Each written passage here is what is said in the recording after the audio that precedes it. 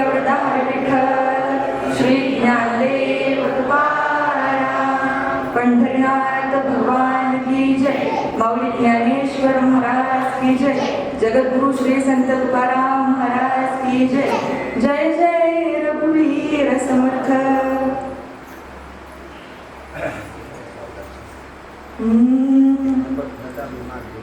ओम नमो जियाद्या वेद प्रतिपाद्या जय जय स्वसंवेद्या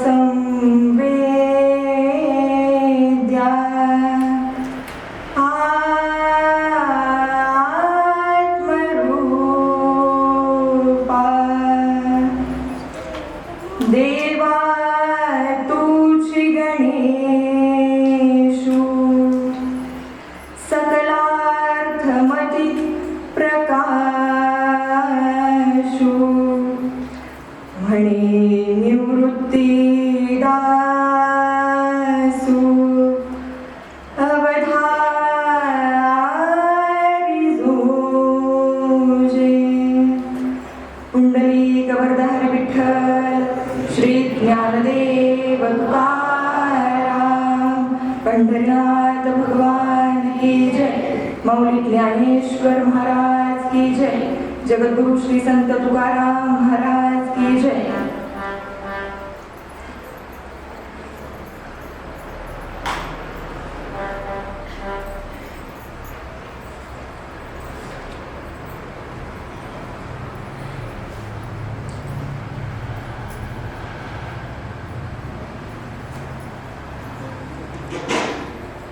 जय जय हो शुद्धे उदार प्रसिद्धे अनवरत आनंदे वर्षतीये। जय जय हो शुद्धे उदार प्रसिद्धे अनवरत आनंदे वर्षतीये। प्रस्तुत ओवीतून माऊली आपल्याला काय सांगण्याचा प्रयत्न करतात की हे गुरु माऊली, हे सद्गुरु माऊली, तू कशी आहेस? तर तू उदार आहेस, तू निरंतर आहेस, तू निर्मल आहेस आणि तू सतत आमच्यावरती आनंदाचा वर्षाव करणार आहेस। मग आपल्या आयुष्यामध्ये आनंदाचा वर्षाव हा कधी होतो? तर त्याचं उत्तर असं आहे की जेव्हा सद्गुरूंच्या पावलाचं दर्शन आपल्याला होतं, त्यांचा बोध जेव्हा आपल्याला होतो, त्यांची कृपा जेव्हा आपल्यावरती होते, तेव्हा खऱ्या अर्थानं आपल्यावरती आपल्या आयुष्यामध्ये आनंदाचा वर्षाव होतो। मग याच्यासाठी काय करणं गरजेचं आहे? तर गुरूंचे जे विचार आहेत, गुरूंना शरण जा, गुरूंची सेवा करा। जो काही आनंद आहे तो त्यांच्या चरणापाशी दडलेला आहे। त्यांच्यातून जे काही चांगले, जे काही सत्व गुण आपल्याला मिळतील त्या गुणांचा तुम्ही साठा करा। जे काही त्यांच्याकडून थोडेफार चांगले विचार आपल्याला मिळाले, त्या विचारांवरती स्वतःचं चिंतन जेव्हा घडेल, त्या विचारांवरती जेव्हा स्वतःचे विचार प्रकट व्हायला सुरुवात होईल, तेव्हा खऱ्या अर्थानं तुम्हाला आत्मबोधाची प्रचिती येणार आहे, तेव्हा खऱ्या अर्थानं तुम्हाला आत्मबोध होणार आहे। जेव्हा चांगल्या विचारांचा साठा तुम्ही तुमच्या मनामध्ये करताय, जेव्हा सत्वगुण जेव्हा तुम्ही अंगीकारताय, जेव्हा सत्वगुणांचा विकास होतोय, तेव्हा खऱ्या अर्थानं आत्मबोध होतोय। आणि खरा आनंद कशात आहे? आत्मबोधातूनच खरा आनंद आहे। आणि आत्मबोध जेव्हा तुम्हाला व्हायचा असेल, तुम्हाला स्वतःची जाणीव, स्वतःची प्रचिती जेव्हा तुम्हाला येणार आहे, ती कशातून येणार आहे? आत्मबोधातून येणार आहे। त्यामुळे गुरूंना शरण जा। माऊलीने तेच सांगितलंय त्यांच्या ओळीतून। आनंदाचा वर्षाव जर तुम्हाला तुमच्या आयुष्यामध्ये हवा आहे तर काय केलं पाहिजे? तर गुरूंची सेवा करा, गुरूंना शरण जा। खरा आनंद कशात आहे? खरा आनंद हा मनाच्या अंतरंगात आहे। त्यामुळे जर अंतरंग असेल ना तरच तो तुम्हाला अनुभवता येणार आहे. आनंदाची मोठी गंमत आहे, लक्षात घ्या. आनंद जर तुम्ही शोधायला गेलात तर तो लपून बसतोय, जर त्याला पकडायला गेलात तर तो हातातून निसटतोय. जितका सहजतेने तुम्ही आनंद घ्याल तितका तो तुम्हाला प्राप्त होणार आहे. लहान मुलांचंच उदाहरण घ्या. लहान मुलं किती तेजस्वी दिसतात, किती आनंदी दिसतात. अगदी त्यांच्याकडे बघितल्यावर चैतन्य अगदी भरून येतं. किती ऍक्टिव्ह असतात पोरं. लहान मुलांकडे बघितल्यावर आपल्यात ऊर्जा निर्माण होते. याचं कारण काय? तर आनंद हा त्यांचा आग्रह आहे, आनंद हा त्याचा अट्टहास आहे. मला आनंद हवाय, बाकी काही माहित नाही. राग, द्वेष, ईर्ष्या, असूया काही माहित नाही, फक्त मला आनंद हवाय. लहान मुलांना बघितलं की लगेच घ्यावंसं वाटतं. त्यांच्या चेहऱ्यावरती चकाकी असते, लगेच ते आपल्याला आपलंसं करतं, आपलं वाटायला लागतं. त्याचं कारण काय आहे? तर आनंद आहे. आनंद हा तुमचा स्वभाव व्हायला हवा, आनंदात राहायची सवयच जडायला हवी. कारण सौंदर्य हे जसं पाहणाऱ्याच्या दृष्टीमध्ये तसा आनंद हा घेणाऱ्याच्या वृत्तीमध्ये. त्यामुळे आनंद घ्या. आनंदासाठी मन हे असं मोकळं असावं लागतं. त्याच्यामध्ये भूतकाळाची काही स्मृती नसावी, भविष्याची चिंता नसावी. अगदी मन मोकळं असलं की मग तो आनंद आपल्यामध्ये साठवला जातो. खऱ्या अर्थानं आनंदाची प्रचिती आपल्याला येते.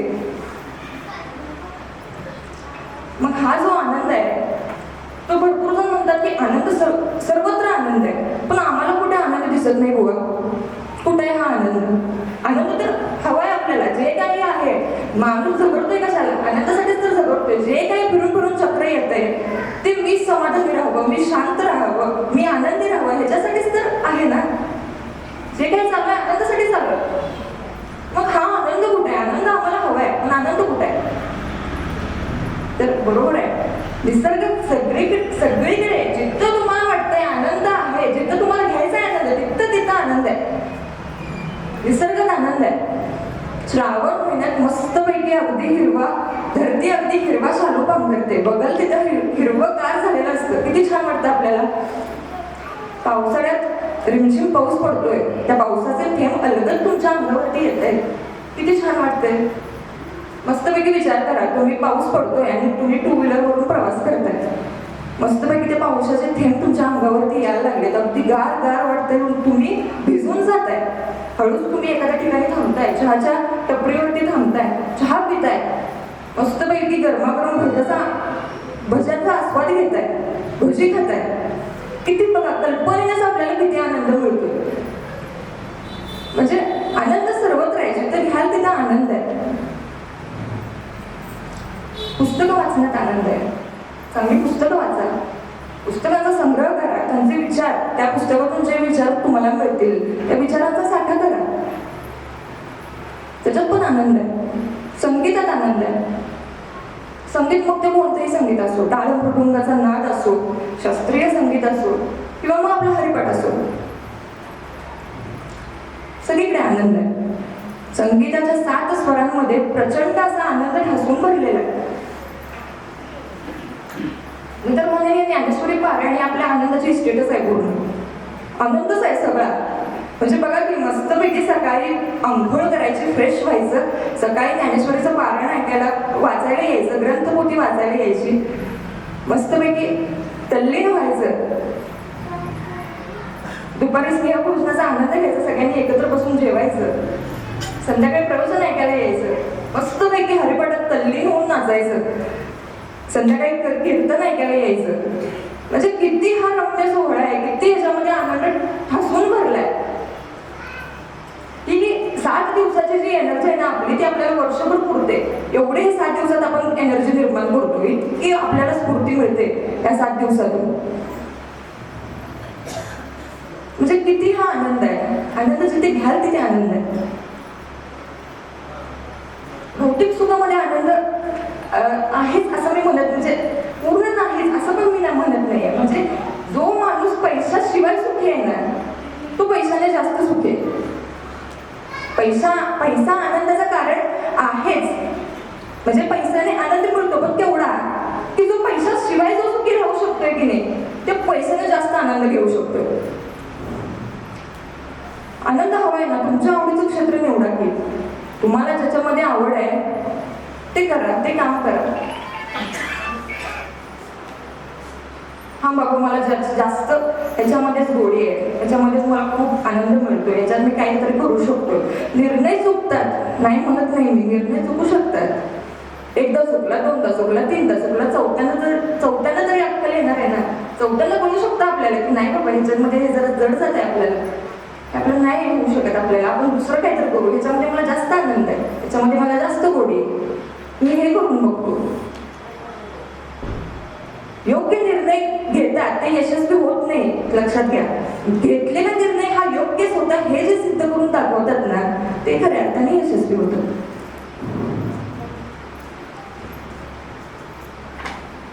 आनंद हवाय, योग्य करिअर निवडा, योग्य दिशेने वाटचाल करा आणि अशाच आनंदी वृत्तीनं, समाधानी वृत्तीनं जर जेव्हा तुम्ही काम करता तर यश आपोआप मिळत जातं. मिळणाऱ्या यशामुळे आत्मविश्वास वाढतो, उत्साह वाढतो, मग अधिक आनंद, अधिक यश. आयुष्याच्या चक्रवाढीवर आनंदाचं चक्र हे फिरू लागतं आणि आयुष्य हा एक संघर्ष वाटत नाही, एक सततची संधी वाटू लागते. आयुष्य आनंदाचा उत्सव वाटू लागतो. यश हवाय, ज्याच्यात आनंद आहे तो मार्ग निवडा, त्या रस्त्याने वाटचाल करायला सुरुवात करा. एक मुलगा आहे एका सरांकडे जातो आणि म्हणतो की मला 10वीमध्ये, मी आता 10वीतून 11वीत आलोय सर, आणि मला 10वीमध्ये 48% मार्क पडले. मग मला असं काहीतरी सांगा, मला असा काहीतरी मंत्र द्या की मला निदान किमान 12वीत 80%च्या वरती तर मार्क पडलेच पाहिजे, असं काहीतरी मला सांगा. त्याच्यावरती ते सर काय म्हणतात, बरं ठीक आहे मी तुला यशाचा मंत्र देतो असं म्हणतात आणि कपाटातून एक पुस्तक काढतात, त्याच्यावरती लिहिलेलं असतं यशाचा मंत्र. ते पुस्तक त्या मुलाला देतात आणि म्हणतात की याच्यामध्ये यशाचा मंत्र लिहिलाय, पण तू कुठं लिहिलाय, नेमकं कुठल्या पानावरती हे काही मला माहित नाही, त्यामुळे ते पुस्तक आहे ना ते तुला वाचून काढावं लागेल असं म्हणतात. आणि ते जे पुस्तक आहे ते त्या मुलाच्या हातामध्ये देतात. मग त्या पुस्तकाकडे तो मुलगा असा बघतो आणि म्हणतो, जर एवढा अभ्यास मी 10वीतच केला असता, आरामात पास झालो असतो, आरामात मार्क पडली असती मला. मग त्याच्यावरती ते सर म्हणतात, नाही नाही, हे पुस्तक तुला 4 दिवसामध्ये वाचूनच काढायचं आणि यशाचा मंत्र हा शोधायचा आहे. मुलगा पण थकलेला असतो, त्याला यश पाहिजे असतं, कुणाला यश नको आहे, सक्सेस पाहिजे सगळ्यांना, यशाकडे वाटचाल हवी आहे. ठीक आहे म्हणतो मुलगा, वाचतो, घरी जातो, अन्न पाणी सगळं विसरतो, काही काम करणे, एकसारखं तो पुस्तक वाचण्यात दंग होतो. यशाचा मंत्र पाहिजे ना, यश हवंय मला. आई म्हणते, अरे जरा काहीतरी खा, जरा काहीतरी पी, असं का बसलायस.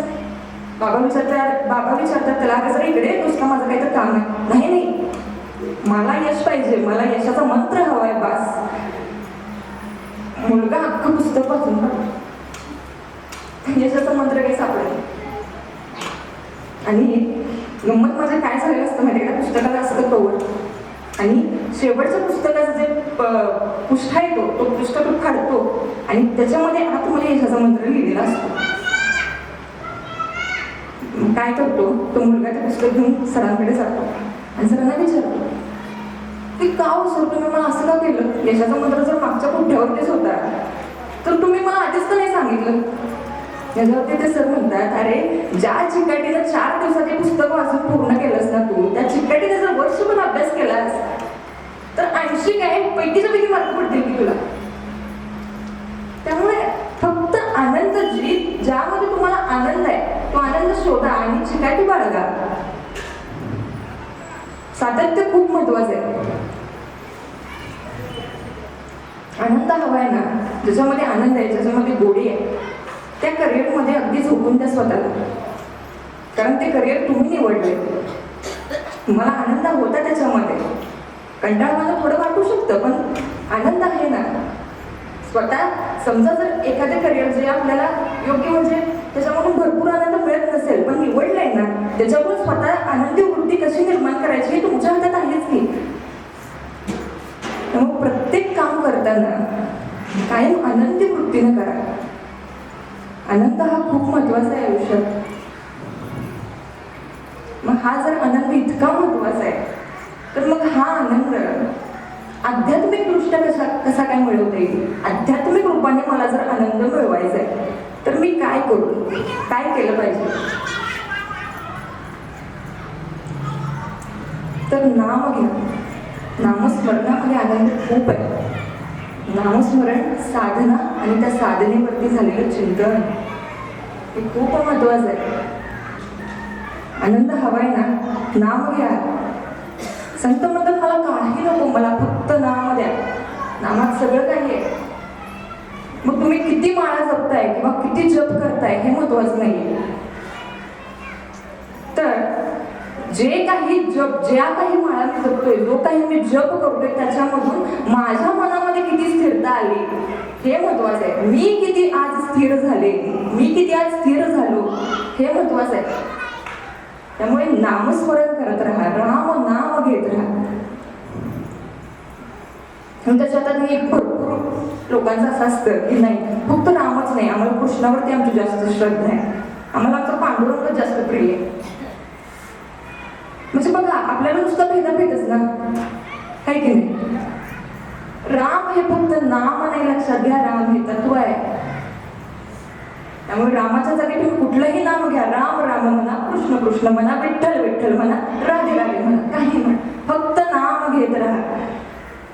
नामातून खरा आनंद आहे. जे की नाम तुम्ही घेता त्या नामातून चिंतन होतं. चिंतन झालं की काय होतं, बुद्धीचा निश्चय होतो. बुद्धी स्थिर होते. बुद्धीचा निश्चय झाला की मनावरती कंट्रोल येतो. मनावरती कंट्रोल आला की आपोआप आपलं मन हे आपल्या शरीराला ताब्यात ठेवायला सुरुवात करतं. त्यामुळे ही नामामध्ये जादू आहे. त्यामुळे नाम घेत राहा. आणि आनंद ही फक्त वृत्ती नाही, लक्षात ठेवा. आनंद ही अवस्था आहे. जर त्या आनंदाच्या अवस्थेला जर तुम्ही गेला तर तिथून खाली येणे नाही. खाली येणं शक्य नाही, येऊ शकत नाही माणूस खाली. लहान मुलं लहानाचं मोठं झालं, मोठ्याचं लहान होईल का बरं? नाही होणार. कसं होईल? तसंच आनंदाच्या परमोच्च स्थितीला जर तुम्ही गेलात, आनंदाच्या अवस्थेला जर गेलात तर तिथून माघारी येणे नाही. मग आनंदी आनंद, मग परमानंद, मग सच्चिद आनंद, मग आनंदच आनंद आहे. आनंदी आनंदकडे, जिकडे तिकडे चोहीकडे. त्यामुळे आनंद खूप महत्वाचा आहे आयुष्यात. हा मन भरकटतं नाही, कुठे भरकटतं की मनामध्ये वाईट विचार येतात, निगेटिव्हिटी येते, नकारात्मकता येते मनामध्ये. मला ह्याला कंट्रोल कसं करायचं? मन भरकटतच असतं, मनाचा गुणच आहे तो. एका मुलाला त्याची आई सांगते की इथून पुढचे 2 तास तू सलग अभ्यास करायचास. खूप आज दंगा केलायस, त्यामुळं मस्तपैकी 2 तास अभ्यास कर. मी तुला परत काय म्हणतो, दिवसभर खेळ, काय म्हणत नाही, फक्त 2 तास अभ्यास कर दिवसातून असं म्हणते. आणि त्या मुलाला तोंडून घालते. मुलगा पण म्हणतो ठीक आहे मी करतो 2 तास अभ्यास. आणि गणिताचं पुस्तक त्याच्या हातामध्ये देते आणि इथून पुढचं पहिल्या पानापासून सगळं पुस्तक वाचून काढ, शाब्दिक उदाहरणं सोडव, असं त्याला अभ्यास देते आणि निघून जाते. मुलगा काय करतो, पुस्तक उघडतो आणि त्याच्या मनामध्ये विचाराचं चक्र सुरू व्हायला लागतं. अभ्यास तर पुस्तक तर समोर उघडलेलं असतं, त्याच्या मनामध्ये विचार चालू होतात. शेजारचं कुत्र भुंकत का नाहीये बरं, कुठे गेला असेल ते, काय करत असेल, हा भुंकत नाही म्हणजे तो शांत बसलाय म्हणजे माझ्यासारखंच अभ्यास तर करत नसेल ना. कुत्रा अभ्यास पण करतो का? हा अभ्यास करतो म्हणजे क्लासला पण जात असेल का? कुत्र्याला गणित येत असेल का? कुत्र गणित सोडवत असेल का? त्या असं नको नको ते विचारांचं चक्र मनामध्ये सुरू होतं. आणि 2 तास त्याचा काही अभ्यास होत नाही. 2 तासानंतर आई येते आणि विचारते केलास का बाळा अभ्यास? मग मुलगा म्हणतो, मम्मी अजून पहिल्याच पानावरती आहे. त्याच्यावरती ती आई म्हणते, मग तू काय केलंस तरी काय, 2 तास तुला मी कोंडून घातलं होतं, एकटाच होतंस, मोबाईल पण होताच तुझ्याजवळ, काय केलंस तू? त्याच्यावरती तो मुलगा म्हणतो की मी माझा अभ्यास काही केलेला नाही आहे मम्मी, पण कुत्र्याच्या शिक्षण व्यवस्थेवर मी प्रचंड अभ्यास केला. म्हणजे असं हे मन आहे, लक्षात घ्या. कुठं कुठं जातं तुमचं तुम्हाला कळत नाही. एक माणूस डॉक्टरांकडे जातो. विसरभोळ्या स्वभावाची पण माणसं असतात बरं का. आत्ता क्षणापुरती गोष्ट काही आठवत नाही माणसाला, अशी मनाची गंमत आहे, काही आठवतच नाही. एवढं आपण आपल्या तल्लीन आपल्या विचारांमध्ये गुंतलेलो असतो. तो माणूस डॉक्टरांकडे जातो आणि डॉक्टरांना म्हणतो की मला माझा स्वभाव होते जरा विसरभोळा झालाय डॉक्टर, आणि असं का होते मला काही माझं मलाच कळत नाही. अगदी क्षणापुरती गोष्ट जी आहे का नाही ती सुद्धा माझ्या लक्षात राहत नाही. मग मी काय करू, असं का होतंय, मला काहीतरी सांगायच्यावरती. त्याच्यावरती ते डॉक्टर म्हणतात की असं तुम्हाला कधीपासून होतंय? त्याच्यावरती तो माणूसच त्यांना परत प्रश्न विचारतो, काय कधीपासून होते? म्हणजे ही अशी गंमत आहे मनाची. मन भरकटू शकतं, मनामध्ये विकल्प हे येऊ शकतात. त्याला कंट्रोल कसं करायचं, त्या विकल्पांना दूर कसं करायचं? भरपूर जणांचे प्रश्न असतात की आम्ही साधना करतो, नामस्मरण करतो, पण तरी पण आमचं मन ते नामस्मरण करत असताना देखील आमचं मन भरकटतं, लक्ष लागत नाही बरं आमचं. तर हे जे विकल्प मनामध्ये येतात, वाईट विचार मनामध्ये जे येतात ना आपल्या, त्याचं कारण काय आहे बरं? तर तुमच्यामध्ये असणारे रजतम हे गुण. मग हे जे रजतम हे जे गुण आहेत त्यांना मी कसं कमी करू, आणि सत्व गुणांचा सात्विकता मनामध्ये कशी तयार करू, सात्विक भाव मी माझ्या मनामध्ये कसा आणू? भरपूर जणांचं असं असतं की हा कीर्तनाला जातोय आपण, पण तो कीर्तनकार काय सांगतोय त्याच्याकडे परत लक्षच राहत नाही, मन भरकटत जातं. आता कीर्तनकारांनी जरा उशिरा सुरुवात केली आहे, तर मग आता कीर्तन संपणार कधी, रात्री जायचं कधी, जेवायचं कधी, झोपायचं कधी, सकाळी उठायचं कधी, हे असले प्रश्न नको नको ते मनामध्ये विचार येऊ लागतात. मग या विचारांना कंट्रोल कसं करायचं, सत्व गुण वाढवायचा कसा, सात्विकता मनामध्ये वाढवायची कशी? तर ह्याच्यासाठी काय महत्वाचं आहे, तर त्या ज्या सत्वगुणाचा सत्वगुण जो तुम्ही अंगीकारताय त्या सत्वगुणाचा जर विकास करायचा असेल तर त्याच्यावरती चिंतन सुरू करा, चिंतन करा. चिंतनातून खऱ्या अर्थानं मनाची स्थिरता आहे. जे की चिंतन तुम्ही करताय त्या चिंतनातून ज्या ईश्वराची सेवा तुम्ही करताय, जी साधना करताय, त्या ईश्वराबद्दल, त्या गुरूंबद्दल दृढ विश्वास मनामध्ये निर्माण होतो. सेवा म्हणाविषयी भगवंताची सेवा केली जाते, ईश्वराची सेवा होते. सेवा ही निस्वार्थ असावी लागते, निरपेक्ष असावी लागते. आणि अशी जर सेवा भगवंताची घडायची असेल तर तुम्ही काय करा, तुम्ही चिंतन करा. एक माणूस डॉक्टरांकडे जातो आणि म्हणतो की माझं मनच लागत नाही बरं कशात, असं का होते डॉक्टर? नाही माझं मनच लागत नाही, कुठल्याच कामात मन लागत नाही. त्याच्यावरती डॉक्टर काय म्हणतात, बरं असं होते का, ठीक आहे, मग तुम्ही काय करा, एखादं चांगलं गाणं आहे का? त्याच्यावरती पेशंट म्हणतो नाही ते पण करून पाहिलं, मन काही लागत नाही. बरं ठीक आहे, असं आहे का, मग तुम्ही काय करा, एखादा चांगला पिक्चर बघा. त्याच्यावरती अहो मी 10 दिवसांनी एक पिक्चर नवीन बघतो पण नाहीच, मन लागतच नाही. मग आता तुम्हाला एक मस्तपैकी आयडिया देतो, असं डॉक्टर म्हणतात. एक छानपैकी आयडिया आहे माझ्याकडे. त्या समोरचं जे नाट्यप्रयोग आहे ना त्याच्यामध्ये मस्त एक पात्री विनोदी नाट्यप्रयोग आलेला आहे, तो तुम्ही बघा.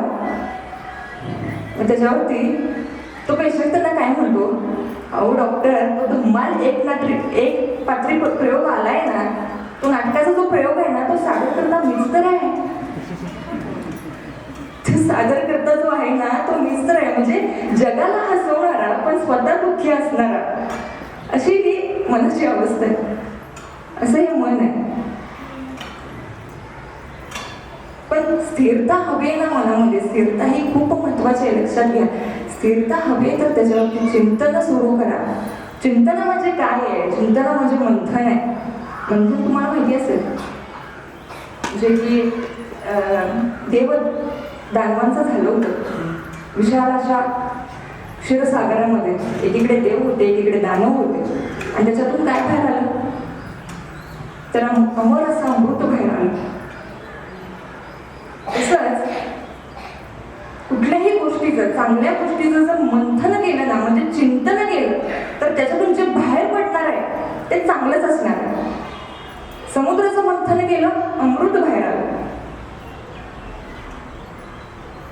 दह्याचं मंथन केलं, दोन्ही बाहेर येते. तसंच कुठल्याही चांगल्या गोष्टीचं जर तुम्ही मंथन केलं, तर त्याच्यातून जे बाहेर पडणार आहे ते चांगलंच असणार आहे. त्यामुळे विचारांचं मंथन करा, म्हणजे चिंतन करा. त्यामुळे जे काही बाहेर पडेल ते चांगलंच आहे, लक्षात घ्या. चिंतनातून साध्य काय होतं की माझे गुण काय आहेत, माझे दोष काय आहेत, माझ्याकडे प्लस पॉईंट काय आहेत, माझ्याकडे मायनस पॉईंट काय आहेत. हा, मग ह्याची जर जाणीव तुम्हाला झाली तर जे प्लस पॉईंट आहेत त्याचा कसा मी विकास करू, ते सत्व गुण कसे मी वाढवू, आणि जे काही दोष आहेत त्या दोषांना मी कसं आवडू, त्यांना कसं कमी करण्याचा प्रयत्न करू, हे जर करायचं आहे ना, हे चिंतनातून साध्य. जे काही चांगले गुण तुमच्यामध्ये येत आहेत, जे काही चांगले विचार तुमच्यामध्ये येत आहेत, मनामध्ये येत आहेत, त्या गुणांचा जर विकास करायचा असेल ना, तर त्याच्यावरती चिंतन हा एकमेव पर्याय. चिंतनातून काय? मग खऱ्या अर्थाने भगवंताची सेवा आहे, लक्षात घ्या. खऱ्या अर्थाने भगवंताची सेवा तुम्हाला जर व्हायची असेल तुमच्या हातातून, तर चिंतन करा. मग खऱ्या अर्थाने तुम्हाला भक्त म्हणलं जाईल.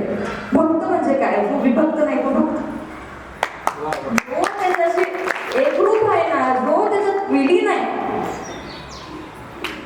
तो जो मार्ग तुम्हाला निवडायचा आहे, त्याच्याशी एकरूप व्हायचंय, त्याच्याशी विलीन व्हायचंय. तुम्हाला तुमच्या अस्तित्वाची जाणीव आली पाहिजे की मी म्हणजे कोण, मी कोण आहे, कोण आहे मी त्याचाच तर एक अंश आहे. मग ह्याची जर जाणीव तुम्हाला व्हायची असेल तर काय करा, त्याच्याशी एकरूप व्हायचं असेल तर काय करा, त्यासाठी चिंतन आहे, त्यासाठी चिंतन करा. तुम्हाला कळायचं असेल की नेमका देव म्हणजे काय, ज्या वेळेस तुम्ही चिंतनाच्या मार्गाला जाल, चिंतनाकडे वाटचाल कराल, त्यावेळेस तुम्हाला कळणार आहे की भगवंत म्हणजे काय, म्हणजे देव आहे तरी कोण. त्याच्याशी विलीन होता येईल, त्याच्याशी एकरूप जेव्हा होता येईल ना, तेव्हा खऱ्या अर्थाने भक्त म्हणता येईल तुम्हाला. त्यामुळे चिंतन करा. चिंतनात सगळ्या आयुष्याचं सार आहे.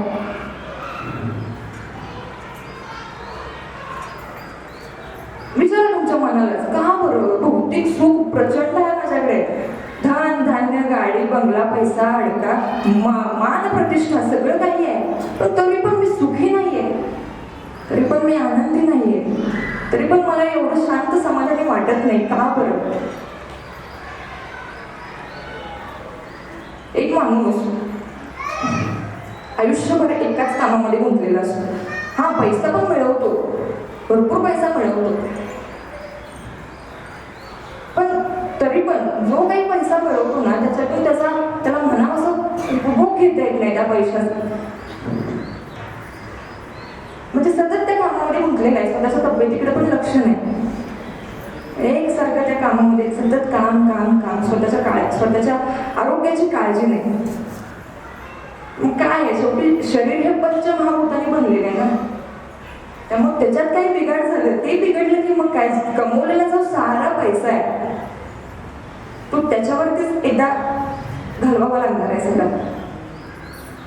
त्यामुळे जन्माला आलाय ना, कर्म चांगली करा, सत्कर्म करा, सत्संग वाढवा, एकमेकांशी चांगलं बोला, प्रेमाने बोला, एकमेकांना जाणून घ्या. पुढच्याचं मत काय आहे ते लक्षात घ्या, पुढचा काय म्हणतोय ते आधी जाणून घ्या, मग त्याच्यावरती स्वतःचे विचार मांडा. एकमेकांच्या एकजुटीने राहा, एकत्र राहा. एकीचं बळ हे खूप मोठं आहे. आजकाल खूप समाजामध्ये बघायला मिळतं की लोकांना लोकांचंच पटत नाही. सतत गैरसमज होतात, मतभेद होतात, किंवा मग समोरच्याचा जर एक माणूस तुम्हाला तुमच्यासाठी चांगल्या गोष्टी जर सांगत असेल तर त्या तुम्हाला ऐकून खूप वाटत नाही. आणि त्याच्यामध्ये कमीपणा येतो की हा मी माझ्यात काय कमी, मी असं काय ऐकून घेऊ, हे सांगतो हे सगळं चांगलं आहे का, म्हणजे हा कमीपणा येतो. जर समजा काही माणसं तुमच्या चांगल्यासाठी जर तुम्हाला सांगत असतील तर त्याच्यात वाईट काय आहे, कमीपणा कसला त्याच्यात तर खरा शहाणपण आहे. त्याच्यातून जर तुमची प्रगती होत असेल तर मग ते ऐकण्यात गैर काय. ऐकून घ्या, सत्संग वाढवा, चांगल्या माणसांचा सहवास ठेवा. एक खेकडा एका समुद्राच्या किनाऱ्यावरून जात होता आणि त्या समुद्रावरती जेव्हा वाळूची रेत आहे त्याच्यावरती त्याच्या पावलांचे ठसे खूप छान दिसत होते. आणि त्याचं त्याला पण खूप छान वाटत होतं की अरे वा, त्या सोनेरी उन्हामध्ये आपल्या पावलांचे ठसे किती छान दिसत आहेत.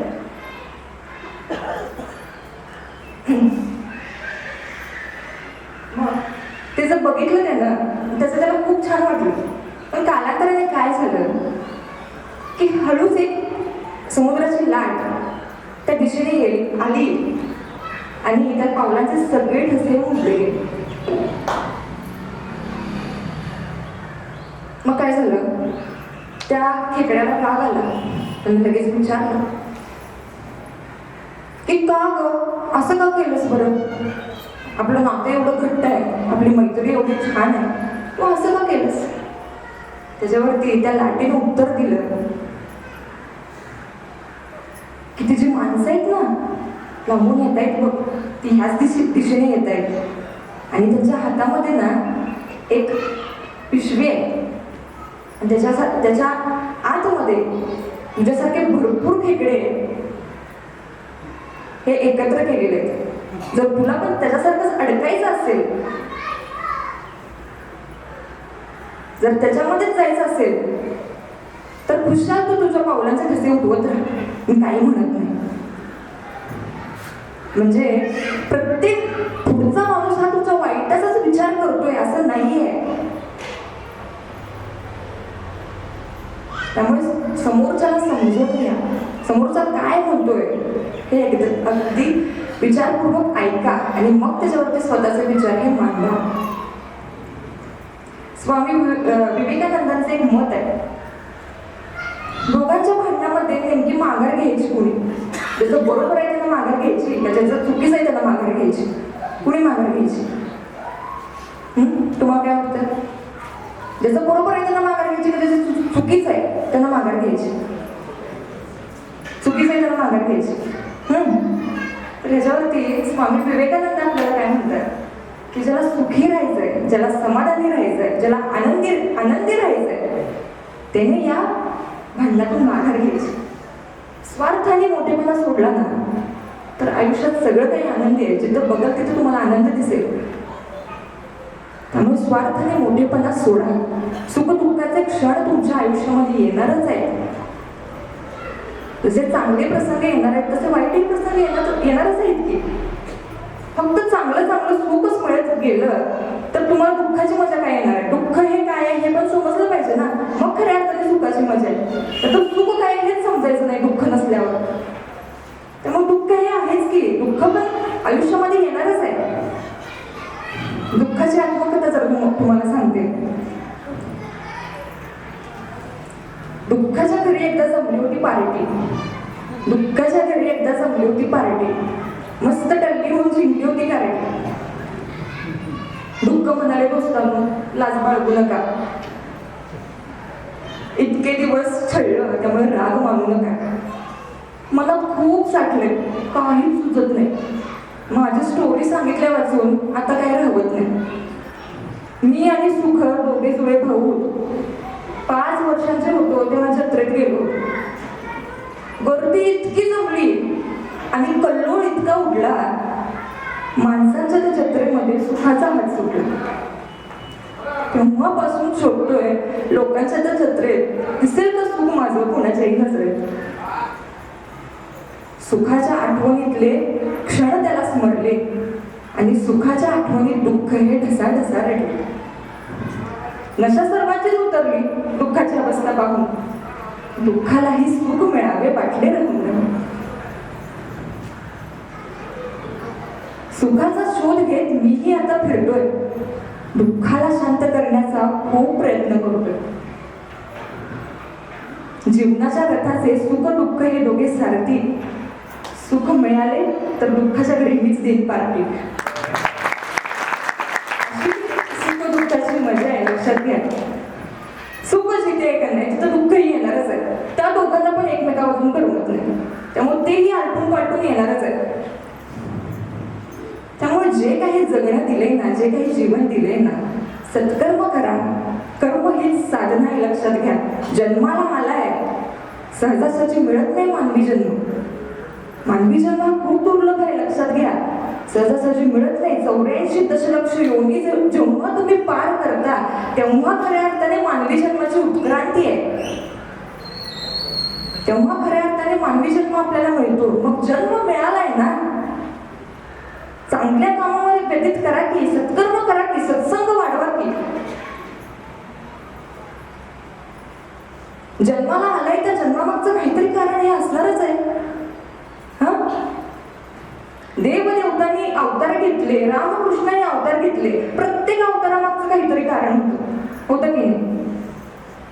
त्याचप्रमाणे आपण जन्माला आलोय, आपलंही काहीतरी कारण आहे. प्रत्येक जन्मामागचं काहीतरी कारण आहे, लक्षात घ्या. त्यामुळे जन्माला आलाय, सत्संग वाढवा, चांगल्या कामामध्ये आपलं जगणं व्यतीत करा. आनंद हा प्रत्येक गोष्टीतून, छोट्या छोट्या गोष्टीतून घ्यायला शिका. आजकाल मोबाईलचा वापर अति व्हायला लागलाय. मोबाईल हे महत्वाचंच झालंय, लक्षात घ्या. मोबाईल आहेच, म्हणजे कामाचीच गोष्ट आहे ती. मोबाईल सर्वांच्या महत्वाचा झालाय, पण जी काही तुमची महत्वाची कामं आहेत, जी काही कागदपत्र आहेत, किंवा आजकाल कोण पैसे पण खिशात ठेवत नाही, सगळ्यांचं पेटीएम आहे. म्हणजे जी काही कामाची तुमची गरज आहे ती मोबाईलमधून भागवता येते. मान्य आहे, पण मोबाईलचा थोडा वापर कमी करण्याचा प्रयत्न करा. मीही करते. त्यामुळे जरा मनामध्ये कुठेतरी ठरवा की आनंद शोधायचा नाही, एकमेकांशी बोला की, विचारांची देवाणघेवाण करा. एकमेकांमध्ये एकमेकांना समजून घ्यायचा प्रयत्न करा. सगळ्यांचा आजकाल मला वाटतं ऑनलाईन झालंय. म्हणजे पोरांचा तर हट्ट असतो, मला काही नको पप्पा, मला फक्त 1 GB नेट. महिन्याचा 1 GB डाटा मला तेवढा टाका फोनवर, बाकी बास, मला काही नको. 1 GB माणूस की आम्हाला महिनाभर पुरते. ऐका बरं का मंडळी, 1 GB माणूस की आम्हाला महिनाभर पुरते. गुड मॉर्निंग, गुड नाईटचे मेसेज बी पाठवता येतात त्याच्यातून. वाढदिवसाच्या शुभेच्छा बी पाठवता येते आणि पाहिजे तेवढे पुष्पगुच्छ बी पाठवता येतात त्याच्यातून.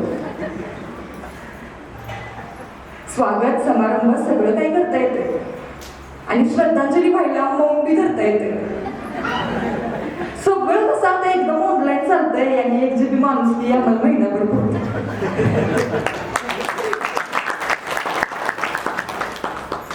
फेसबुक, व्हॉट्सअप, काय काय नाव, चॅटिंग मध्ये माझं तुम्हाला कुठे ठाव.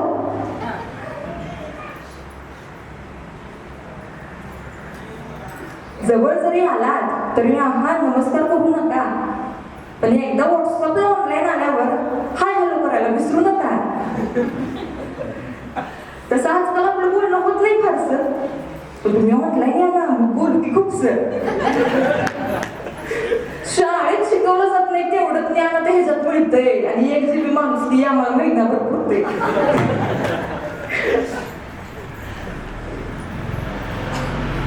आता तर सारा जगच अगदी जवळ आल्यासारखं वाटते आणि 1 GB माणूस की आम्हाला महिनाभर पुरते.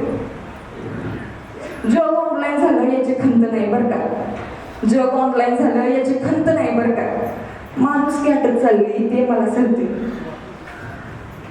भावनांचा ओलावा कोरडा झालाय फक्त, भावनांचा ओलावा कोरडा झालाय फक्त.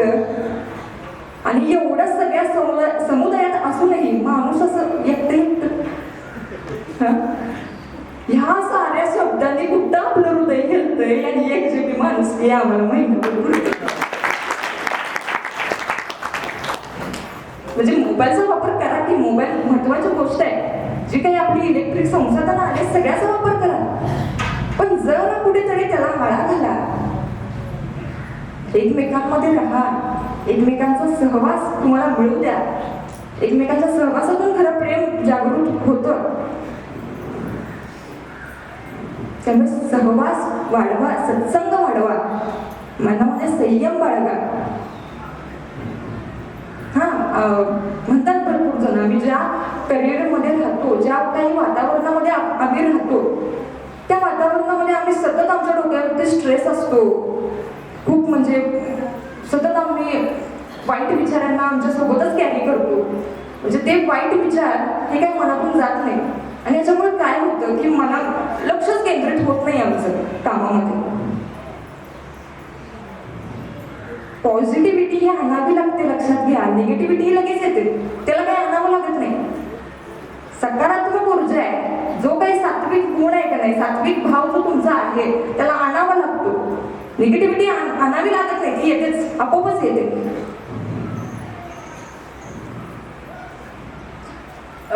कुणाच्या दातामध्ये वर्णातली कोथिंबीर अडकली का? अडकली. आंब्याचं काय असतं ते तूस, आंब्याचं तू केस कुणाच्या दातामध्ये अडकलं.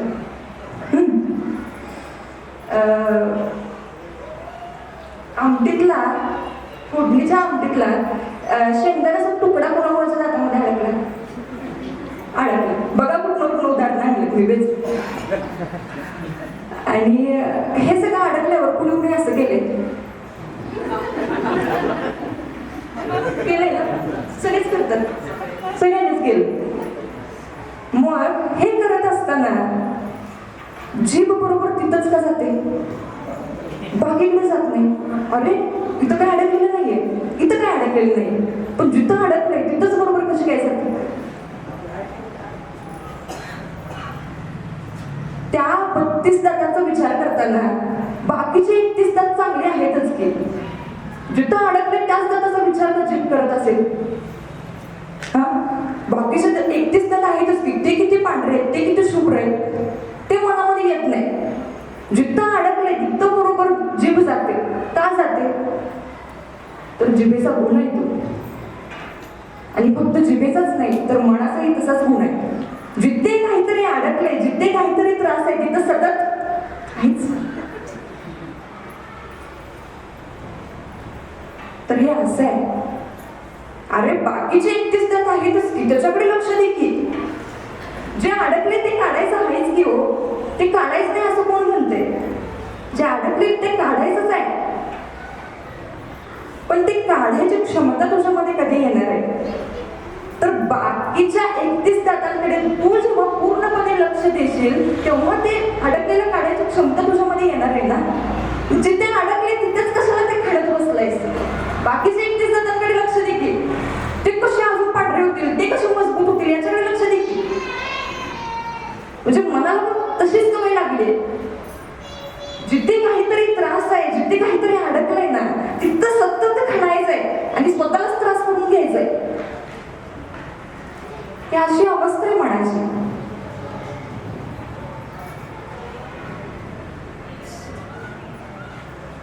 म्हणून काय करा की सत्व गुण अंगीकारण्याचा प्रयत्न करा. संतांनी सांगून ठेवलंय, आनंदाचे डोही आनंद तरंग, आनंदाची अंक आनंदे. जे का आनंदे ते तहरी, दुःखाचा नाही परे. जिथे दुःख आहे, जिथे निराशा आहे, तिथे हरी वास कसा करेल, नाहीच करू शकणार. त्यामुळे जिथे आनंद आहे ना तिथे स्वतःचं जीवन व्यतीत करायला शिका. निगेटिव्हिटी येणार आहे, त्या निगेटिव्हिटीला दूर करा. विकल्प मनामध्ये आणू नका. बघा, सतत चांगला विचार करा. आपल्याला ना कशी झाली सवय लागली, अगदी मन भरकटण्याची पण सवय लागली. क्रिकेट कोणाला आवडतं? आवडतं म्हणजे जरी खेळायला आवडत नसलं तरी बघायला तरी आवडतं. मग आत्तापासून तुम्ही सुरुवात केली क्रिकेट खेळायला आणि 10 तास प्रॅक्टिस करताय रोज. 1 वर्षानंतर तुम्ही सचिन तेंडुलकर व्हाल का? नाही होणार. शंका आहे मनामध्ये.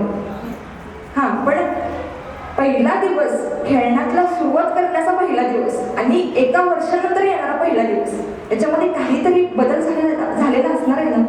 काहीतरी तुमची प्रगती झालेली असणारच आहे की, काहीतरी फरक झालेला असणार आहे, तुमची वाढ झालेली असणार आहे त्या खेळामध्ये. म्हणजे कसं आहे माहितीये का, चांगल्या गोष्टीचं, एखाद्या चांगल्या गोष्टीवर जर तुम्ही सतत स्वतःचा वेळ व्यतीत करताय, सातत्य ठेवताय कामामध्ये, चांगल्या कामामध्ये, एक गोष्ट तुम्ही निवडली ना, त्या कामामध्ये सातत्य ठेवलंय, तर त्याच्यातून जे कालांतराने जो होणारा बदल आहे हा चांगलाच असणार आहे की. पण आपण आपल्या मनाला सवय कशी लावली की मन भरकटण्याची सवय लावली. एक चॅनल टीव्हीला लागला असतो की लगेच बदल, जरा कुठं चांगलं नाही वाटत तो पण बदल. मोबाईल रील बघताय, लगेच जर कुठली रील चांगली वाटली जरा बघतोय, लगेच स्क्रोल, लगेच पुढची रील. म्हणजे भरकटण्याची सवय आपण आपल्या मनाला लावली आहे. तर मग ह्याच्यातून प्रगती कशी होणार आहे, यश कसं मिळणार आहे? मनाला त्या कुठेतरी स्थिर राहायला शिका, जरा कुठेतरी आवर घालायला शिका त्या मनाला.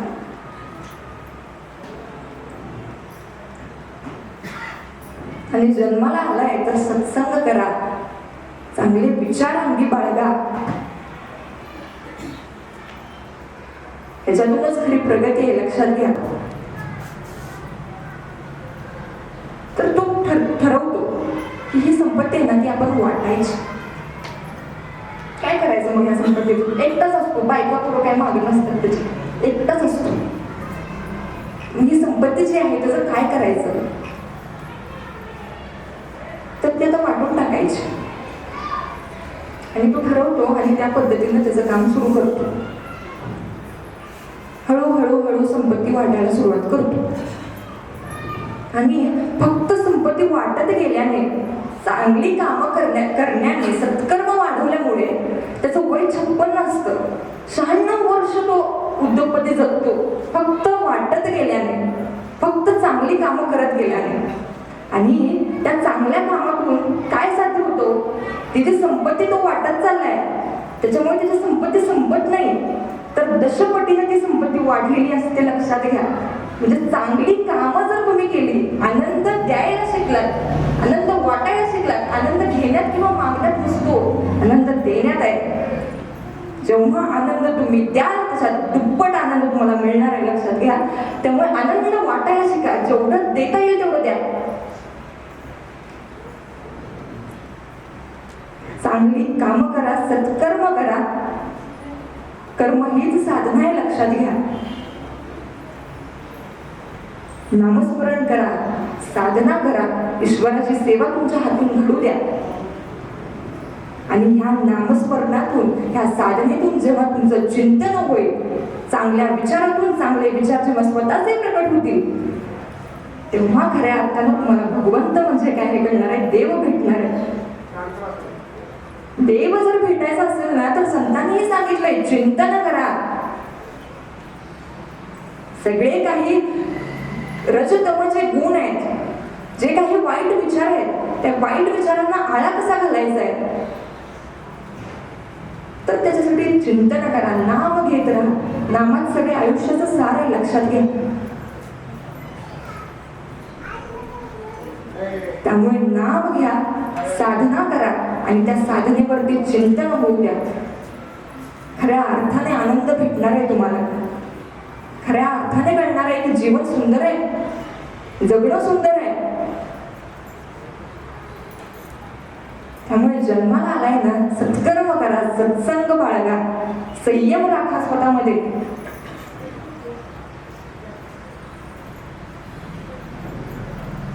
त्याच्यातून खरा आनंद तुम्हाला मिळणार आहे.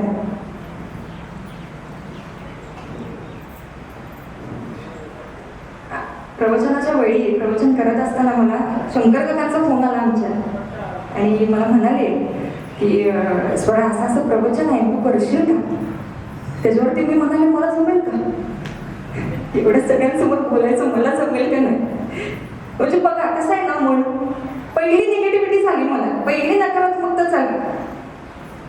म्हणजे मन पहिला वाईटाकडेच धावते, लक्षात घ्या. त्याला आणायचंय कसं खेचून?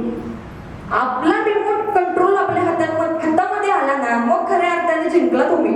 स्वतःचा कंट्रोल स्वतः मध्ये आलाय, न्यूट्रॅलिटी आल्या, जे काही मन स्थिर व्हायचंय ना, मन स्थिर झालंय, तो खऱ्या अर्थाने राजा माणूस. त्याला कोणी अडवू शकत नाही, मग तुमची प्रगतीच होणार. त्याला नाही कोणी अडवू शकत, तर कसं अडवणार ना? कौतुक केलं तरी होरपळून जात नाही, एखाद्याने निंदा केली तरी डगमगत नाही, स्थिर आहे. जिंकलाच की तो, त्याला कोण अडवणार, कोण खेचणार माग? शक्यच नाही.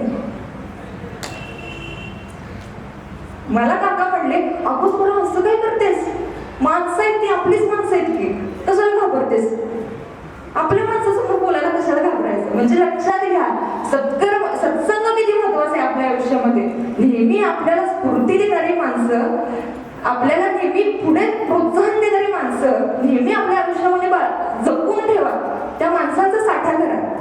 अशी चांगली माणसं जर आपल्या आयुष्यामध्ये असतील तर नेहमी तुमची प्रगती होणार आहे. मला भाऊंचा फोन आला, प्रवचन करशील की तू? त्यात काय अवघड आहे? जे कायम जिथं चांगली ऊर्जा देणारी माणसं आहेत, जी आपली माणसं आहेत, जी आपल्याला आपलं मानतात, त्या माणसाला सतत जवळ धरून ठेवा, घट्ट पकडून ठेवा. त्याच्यातून खऱ्या अर्थाने तुमची प्रगती होणार आहे, लक्षात घ्या. इतकी वर्ष झालं तुम्ही सगळेजण एकत्र आहे, अगदी लहानपणापासून तुम्हाला सगळ्यांना बघत आले, कायम एकजुटीनं राहताय, एकत्रित राहताय, एकमेकांचे विचार किती पटतायत, एकमेकांना किती समजून उमजून घेताय. आणि तुमच्या सगळ्यांमुळेच लक्षात घ्या, हा आपला ज्ञानेश्वरी पारायण सोहळा हा वर्षानुवर्षे नेहमी ह्याच्यामध्ये वाढ होत चालली, नेहमी आनंदात वाढ होती, नेहमी उत्साहात वाढ होती. काय कारण आहे? तुमच्यामुळे, तुमच्या सगळ्यांच्या एकत्रितपणामुळे. जे काही थोडंफार बाळपणून मला मिळाले ते तुमच्याकडूनच तर मिळाले, जे काही अल्पस्य ज्ञान मला मिळाले ते तुमच्याकडूनच तर मिळाले. अगदी लहानपणापासून हा सोहळा बघत बघत मोठी झाली आहे मी. किती आनंद आहे, किती सुख आहे एकमेकांच्या मध्ये, किती प्रेम आहे, किती जिव्हाळा आहे एकमेकांच्या बद्दल. अशाच एकमेकांना समजून उमजून घ्या. एकीचं बळ हे खूप महत्वाचं आहे, लक्षात घ्या. एकता ही खूप महत्वाची आहे. एकमेकांवरती प्रेम करा, जिव्हाळा एकमेकांमध्ये असू द्या, आदराने बोला, प्रेमाने वागा. त्यामध्ये खऱ्या अर्थाने सुख आहे. तुम्ही सगळे माय माता माऊली किती समजून घेताय, किती अगदी मोठ्या संख्येने उपस्थित राहिलाय, किती प्रेम देताय. याच्यापेक्षा जास्त आणि काय पाहिजे? हेच तर पाहिजे मला, हेच तर अपेक्षित आहे. अगदी सांगण्यावरून सगळ्या जणी आलाय, खूप बरं वाटलं बघून. ह्याच्यापेक्षा तो जास्त काही नको आहे. त्यामुळे आलाय ना, सत्संग वाढवा, सत्कर्म करा, नामस्मरण घेत राहा, संयम बाळगा, चिंतन करा, साधना करा, ईश्वराची सेवा तुमच्या हातामधून घडू द्या. त्याच्यात खऱ्या अर्थानं सुख आहे, त्याच्यामध्ये खऱ्या अर्थानं समाधान आहे, आणि त्याच्यातूनच आनंद आहे, लक्षात घ्या. आज प्रवचनावेळी मला बोलण्याची संधी दिली आणि इतकं मला समजून घेतलं, सगळ्यांनी शांत चित्तानं माझं प्रवचन ऐकलं, ह्याच्याबद्दल तुमच्या सर्वांचे मी आभार मानते. आणि तुम्ही सगळी माझीच माणसं आहे हो, त्यामुळे मला तुमच्यापेक्षा जास्त कोण समजून घेणार? सगळी माझीच आहेत की, तर मग तुमच्यात बोलायला मला काय जड जाते. अशीच एकमेकांना साथ द्या, एकमेकांशी प्रेमाने वागा, प्रेमाने बोला, आदराने बोला. आणि पुढच्या वर्षीचा जो सुवर्ण काळ आहे, जो सुवर्ण महोत्सव आहे, तो असंच आपण एकत्रितरित्या दुप्पट आनंदाने, याच्यापेक्षा दुप्पट उत्साहाने साजरा करू अशी अपेक्षा तुमच्यासमोर व्यक्त करते.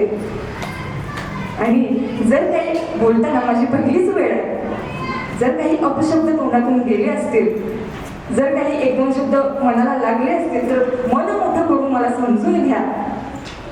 झालेली सेवा ही भगवंताच्या चरणी, ज्ञानेश्वर माऊलींच्या चरणी अर्पण करते.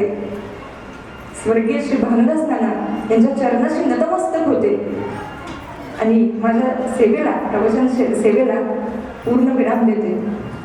पुंडलिक वरदान श्री ज्ञानदेव तुकाराम, पंढरीनाथ भगवान की जय, माऊली ज्ञानेश्वर महाराज की जय, जगद्गुरु श्री संत तुकाराम महाराज की जय. जय जय रघुवीर समर्थ विठ्ठल विठ्ठल विठ्ठल विठ्ठल.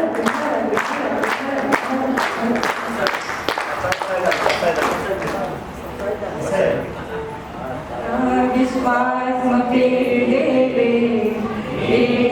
वाग्यज्ञे तो शावे, तो शोनी मज द्यावे पसाय द्यावे. खळांची व्यंकटी सांडो, तया सत्कर्मे रती वाढो. भूता परस्परे पडो मैत्र जीवांचे, दुविधांचे तिमिर जाओ. विश्वस्वधर्म सूर्य पाहो, जो जे वांछिल तो ते लाभो. प्राणी जात पुरुषत सकळ मंडळी, ईश्वर निष्ठांची मांडी आळी. अनवर्त भूमंडळी तुझे आरव, चेतना चिंतामणीचे गाव. बोलवेचे अर्णव पियुषांचे, चंद्रमेचे आलांछन. मार्तंडचे तापहीन, हे सदा सदा सज्जन. सोयरे होतु किंबहुना सर्वस्वी, पूर्ण होई की योगी. भजी जो आदि पुरुषी अखंडित, आणि ग्रंथोपजीविये विशेष योगिये. दृष्टादृष्ट विजये भोवारेजी, एकमने श्री विश्वेश्वराहो.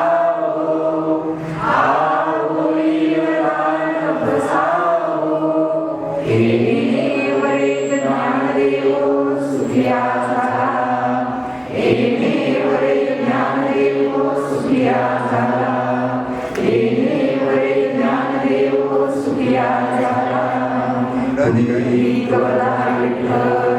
श्री ज्ञानदेव स्वरानं आज या ठिकाणी प्रवचन केलं. तिची ही पहिलीच वेळ होती.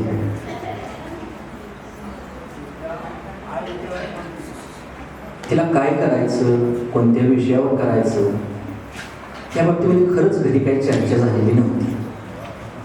दादानंही त्याला काय सांगितलं होतं असं मला नाही वाटत. आता तिच्या आजोबांनी शंकर असेल, आमचे भाऊ असतील, आता ठीक आहे, नात आहे म्हटल्यानंतर स्वाभाविक नातीबद्दल प्रेम असणं, तिला करायला सांगणं हे स्वाभाविक आहे. पण ती जबाबदारी टाकली आणि ती इतकी छानरित्या पेलली ना. ती आज प्रवचन ऐकल्यानंतर ती काय बोलणार आहे, खरं तर मी आकृतीने या ठिकाणी आज ऐकायला आलेलो होतो बरं का. माझी आकृता तेवढीच होती. मी दररोज प्रवचन ऐकताना फक्त काय ऐकतो माहिती आहे का, मला ह्यातून चांगलं काय भेटतंय, चांगलं काय भेटतंय याच्याकडं माझं लक्ष असायचं. पण आज लक्ष ऐकत असताना कसं काय होतं माहिती आहे का, हिचं चुकीचं काय होतंय का आणि बरोबर काय येतंय का. जर ही कुठं कमी असेल तर मला ते सांगायला पाहिजे, बाबा स्वरा इथं असं असं सांगतं, ते तसं तसं पाहिजे होतं. म्हणून तिकडेही लक्ष होतं आणि चांगलं काय सांगतात त्याकडेही लक्ष होतं. तर मग आज माझी जी अवस्था होती ना थोडीशी वेगळी होती ऐकताना, ती मला जाणवली. असो, पण आजच्या या क्षणी मला भामदास नानांची खूप आठवण येते. काल परवाच शिवादादा मला म्हटले, अप्पासाहेब वास्कर हे तुमच्या घरी येत होते. भामदास नानांच्या बरोबर अप्पासाहेब वास्कर पण येत होते. आता ती कोण आहेत, कसे होते हे मला काहीच माहित नाही. भामदास नानांच्या बाबतीमध्ये मी थोडं तुमच्या तोंडून, तुमच्यासारख्या वयस्कर माणसाच्या तोंडूनच ऐकले, पण त्या माणसाचे पाय, चरण घराला स्पर्श झाल्यानंतर काय होतं याचा प्रत्यय मात्र मला आज आला. आणखी एक गोष्ट मला आज अण्णांची आठवण आली. एक ऊर्जा देणारी व्यक्ती होती माझ्या वडील. आज ते असते तर खूप मोठा आनंद वाटला असता, त्यांनाही खूप बरं वाटलं असतं. पण वेळेच्या अभावी, वेळेपुढे म्हणा, नीतीपुढे, ह्या बहुचक्रामध्ये ह्या सगळ्या गोष्टी होत राहतात. त्या स्वीकारणं हे आपलं काम आहे. असं आणखीन एक महत्त्वाची गोष्ट, आता हे तिला काहीही सांगितलं नाही, काय करायचं तो विषयही नाही, पण एक सांगतो, आपल्या माणसांमध्ये सकारात्मक दृष्टी असली ना, हे साध्य कसं होतं याचा एक प्रत्यय मला आज आला. शंकरने अचानक नाव सांगितलं, सोळा तू करायचं. ती म्हणली मला 15 दिवस सुट्टे कॉलेजला आता काहीतरी. आणि मग 15 दिवसात काय करणार, तर तिने नाव म्हणले टाकतो. भाऊ म्हटले असू दे, चुकू दे, काय व्हायचं ते होते कर. इकडं दादा म्हणले काय तुला वाटतं ते कर. मग हिनं मला बाहेर काढायला सांगितलं, बापू काका की माझंही नाव असं असं असू दे की, बघू तुला काय जमतं ते कर. एवढंच काय, काल परवा जी आपली ती मंडळी होती ना, तीच म्हणायची, म्हणजे स्वराचं आहे नाही का प्रवचन, आम्ही येणार आहे बरं का. तुम्हाला सांगू का, ही जी एनर्जी आहे, ह्या एनर्जीमुळं, दिलेल्या प्रतिसादामुळं तिच्यामध्ये करण्याची, प्रवचन करण्याची ताकद प्राप्त झाली का ती प्रवचन करणार आहे म्हणून तिच्याबद्दल तुमच्या मनामध्ये आस्था निर्माण झाली. काय वाटतं? एकमेकाला दोन्ही. एक मग हे काय मला सांगायचं होतं, हिनं त्यांच्या आनंदाच्या बाबतीत त्यांचा सकारात्मक सांगितला दृष्टिकोन बरोबर, पण स्वतःच्या मनामध्ये इतरांबद्दल चेतना, ऊर्जा, सकारात्मक दृष्टी असली की तीच आपल्याला परावर्तित होऊन आरशाच्या प्रतिबिंबातून आपल्याला सांगतं ना आरसा, अरे राजेश तू थोडा फॅन चुकला रे, थोडा इथं ते केस थोड्या तुझ्याकडे, मग थोडा व्यवस्थित कर. कोण सांगतं? आरसा सांगतो. स्वतःचं प्रतिबिंब म्हणजे स्वतःच्या अगोदर मनामध्ये तसं वाटावं लागतं, मी छान दिसावं असं वाटावं लागतं, वाटतं की नाही? आधी मन स्वतःला सांगतात आरशासमोर उभा राहिल्यानंतर तू छान दिसावा, मग आरसा प्रतिबिंब आपल्याला ते पाठवतो. तसं इथं स्वराला इतरांच्याबद्दल तसं वाटावं, मग ही माणसं आपल्याला तशी सांगतात. तेव्हा प्रत्येकानं एक लक्षात घ्या, इतरांच्या बद्दल सतत सातत्यानं सकारात्मकच विचार करा, मग एकी होते, प्रेम होतं, एकोपा होतो, असा उत्सव होतो, त्यातून आनंद प्राप्त होतो. बस आणि काय पाहिजे. खूप छान पद्धतीनं आज खरं मला काय बोलावं तिच्याविषयी काही समजत नाही, पण खूपच छान केलं. आणि महत्त्वाचं म्हणजे मला तिच्यातून आज तिनं काय मेसेज द्यावा, काय प्रवचन करावं, काय तुमचा संदेश द्यावा किंवा उपदेश द्यावा अशी इच्छा सुद्धा नव्हती. तिनं फक्त व्यवस्थित बसून ना सहजतेनं तुमच्याशी सुसंवाद साधावा एवढी माफक अपेक्षा होती, पण त्याही पेक्षा खूप छान केलं. पण एक लक्षात घ्या, एखादी गोष्ट आपण छान करतो ना की त्याच्यामध्ये प्रेम समाजाचं वाढतं. समाजाचं प्रेम वाढलं ना की त्या व्यक्तीची जबाबदारी पण वाढते, हे लक्षात ठेवा. बरोबर आहे की नाही? मग आता हे जर चांगलं वाटलं असेल तर हे अजून चांगलं वाटावं अशी अपेक्षा तुमची निर्माण होणार की नाही? मग आता ती अपेक्षा पूर्ण करायची जबाबदारी कोणाची झाली? म्हणजे बघा, सकारात्मक दृष्टीचा, ऊर्जेचा कन्व्हर्टेशन असतं ना, म्हणजे कॉन्टॅक्ट, तो कसा एकमेकाशी होत जातो. आता मग ती जबाबदारी पार पाडण्याची, म्हणजे प्राप्त झालेली तुमच्याबद्दल मनामध्ये असणारं प्रेम, ती पूर्ण करण्याची जबाबदारी कोणाची आहे? हीची आहे. आता ती पूर्ण करण्यासाठी पांडुरंग तुझ्या पाठीशी आहेतच. भांदासवान्यांची कृपा घरामध्ये आहे, गावामध्ये आहे, प्रत्येक कुटुंबामध्ये आहे. त्याच्यामध्ये प्रत्येकाला कशी प्राप्त होईल याच्यासाठी सातत्यानं तू प्रयत्न करावास असं मला वाटतं. तेव्हा केलेल्या सेवेचं खूप कौतुक करतो, तुझं अभिनंदन करतो. आणि खरं तर धुंडीराम नाना यांच्या वतीनं प्रवचन सेवा दररोज असते, तर तिलाही आज या ठिकाणी मानधन देऊन, श्रीफळ देऊन तिचाही आदर सन्मान करावा असं मी शिवदादांना विनंती करतो.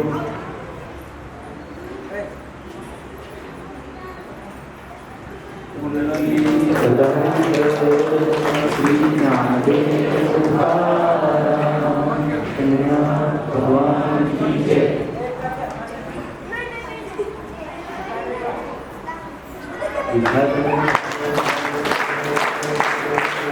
पुंडलिक वरद हरिहर श्री ज्ञानदेव तुकाराम